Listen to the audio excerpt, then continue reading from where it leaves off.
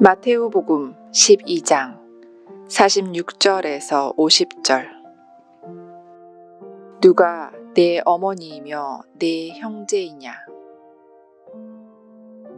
예수께서 아직 군중에게 말씀하고 계실 때 예수의 어머니와 형제들이 밖에 와 서서 예수와 말씀을 나눌 기회를 찾고 있었다.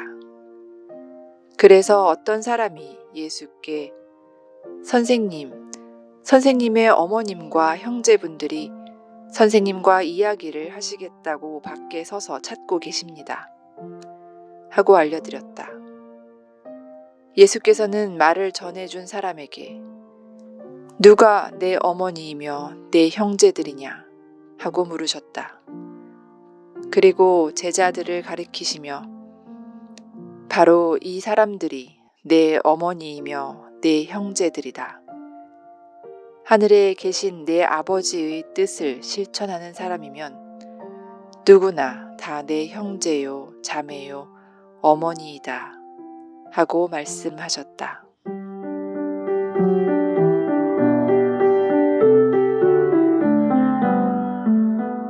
이 말씀은 주님께서 마리아를 당신의 어머니로 인정하지 않았다는 주장의 근거로 이용되는 대목입니다. 정말로 주님께서 마리아를 당신 어머니로 인정하지 않았는가? 천만의 말씀이지요. 주님께서는 십자가 위에서 요한에게 유언을 남기셨습니다. 요한이 마리아의 아들이고 마리아가 요한의 어머니라고 말입니다. 요한은 교회를 상징하는 인물, 주님께서 가장 사랑하신 제자라고 합니다. 만약 주님께서 마리아를 당신의 어머니로 인정치 않았다면, 단순히 피조물로만 생각하셨다면 그런 배려를 하지도 않았을 것입니다. 그런데도 주님께서는 어머니와 형제들을 부인하는 말씀을 하십니다. 이 말씀은 히브리인들이 사람을 평가하는 시각에 대한 정면 도전이라고 생각됩니다. 우리가 누군가를 평가할 때 가문이나 집안을 보는 경우가 있습니다. 어떤 사람이 누구 집 자식이래 하면 아 그래 합니다. 그런데 이런 사람 평가 방식은 히브리인들이 더 강했습니다.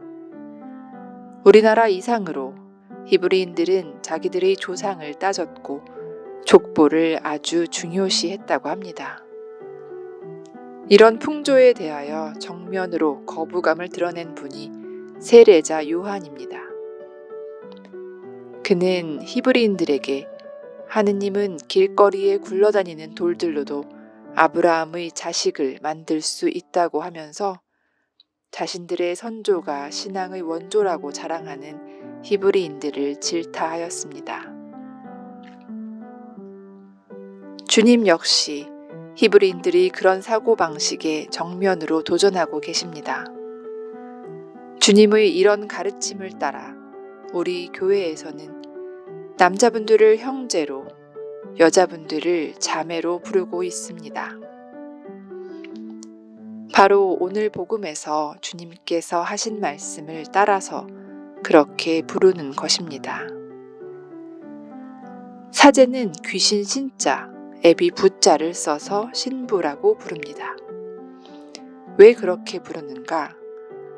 교회 공동체를 가족 공동체로 인식하는 의미에서 그렇게 부른 것입니다. 심리치료 중에 가족치료란 것이 있습니다.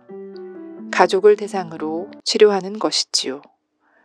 대개 사람들의 마음은 가족 안에서 상처를 입는 경우가 많습니다. 그래서 마음의 상처를 치유하기 위해서는 당사자와 가족이 함께 치료받아야 한다는 것이 치료 이론입니다. 자신의 가족 안에서 마음의 위로도 받지 못하고 상처만 받을 뿐인 경우는 어떻게 해야 하는가? 대체요법의 의미에서 종교라는 가족 공동체 안에서 사랑받고 위로받음으로써 마음의 상처를 치유해야 합니다. 아버지의 자리인 신부로부터 사랑을 받고 어머니의 역할을 하는 수녀님으로부터 사랑을 받고 같은 신앙을 가진 형제 자매들로부터 칭찬받고 위로받음으로써 마음의 힘을 키워야 합니다. 그런 의미에서 교회는 하나의 가정과 같습니다. 그런데 여기에도 문제가 있습니다. 아버지의 역할을 해야 하는 신부는 하나인데 사랑받고 싶어 하는 사람은 하나가 아니라는 데 문제가 있습니다. 요즘 본당 신부와 신자분들 간에 갈등이 발생하는 곳이 많습니다. 그런 갈등의 외면적 이유를 걷어치우고 속 내용을 들여다보면 대개 왜 나는 멀리하고 저 사람만 예뻐하느냐입니다. 어린 시절의 상황이 본당 안에서 재현되는 것입니다.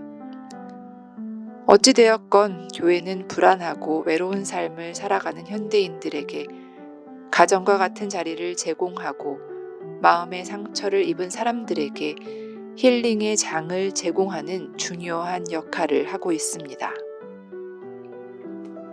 간혹 우리나라에는 교회가 너무 많다고 비판하는 분들이 계신데 교회의 숫자를 비난할 일이 아니라 불안하고 병든 사람들이 늘어가고 있음을 걱정해야 할 것입니다. 교회 숫자는 불안한 사람 숫자에 정비례하기 때문입니다.